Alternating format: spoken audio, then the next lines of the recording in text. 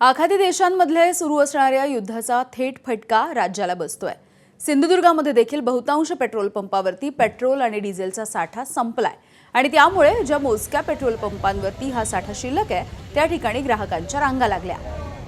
Naira petrol पंपावरती तर 5 रुपयांनी चढ्या दराने पेट्रोलची विक्री होतीये। इतर पेट्रोल पंपावरती 105 रुपये दराने विक्री केली जाते।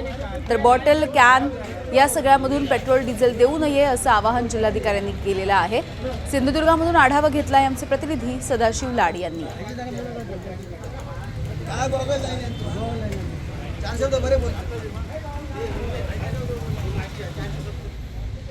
आखाती देशातील युद्धाचा परिणाम कोकणात देखील पाहायला मिळतोय। सिंधुदुर्गातील बहुतांश पेट्रोल पंपांवर वाहन चालकांची मोठी गर्दी जी आहे ते आपल्याला पाहायला मिळत आहे। मी सध्या वेंगुर्ला येथे आहे आणि या ठिकाणी वाहन चालकांच्या रांगा ज्या लागलेल्या आहेत त्या या ठिकाणी दिसत आहेत। अशी स्थिती सिंधुदुर्गातील बहुतांश शहरांमध्ये आहे। काही ठिकाणी पेट्रोल पंपांवर पेट्रोलचा साठा जो आहे तो संपलेला आहे, तर काही ठिकाणी वाहन चालकां गर्दी करतायत पेट्रोलसाठी। या ठिकाणी जर आपण पाहिलं असेल तर वाहन चालकांच्या गर्दी जी आहे ती पेट्रोल पंपावर आपल्याला पाहायला मिळते। अशी गर्दी जी आहे ती सावंतवाडी, कुडा आणि इतर शहरांमध्ये देखील आपल्याला पाहायला मिळते।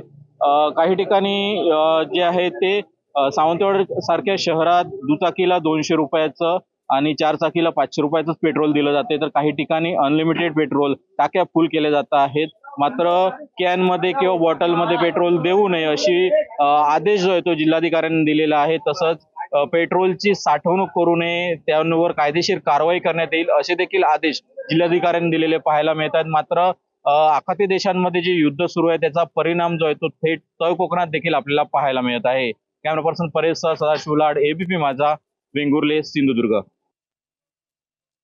हो, तहसीलदार कार्यालयाकडनं सध्या कालच आम्हाला अशी आदेश आलेले आहेत की बाटली, कॅन किंवा इतर कोणत्याही प्रकारे लूज अशा प्रकारे पेट्रोल किंवा डिझेल देणे पूर्णपणे बंद करण्यात आहे तात्पुरतं तरी, आणि पुरेसा साठा शासनाकरता जो ठेवावा लागतो तो ठेवणे व जास्तीत जास्त सुरळीतपणे कसा विक्री करता येईल त्यावर लक्ष द्यायला सांगितलेलं आहे।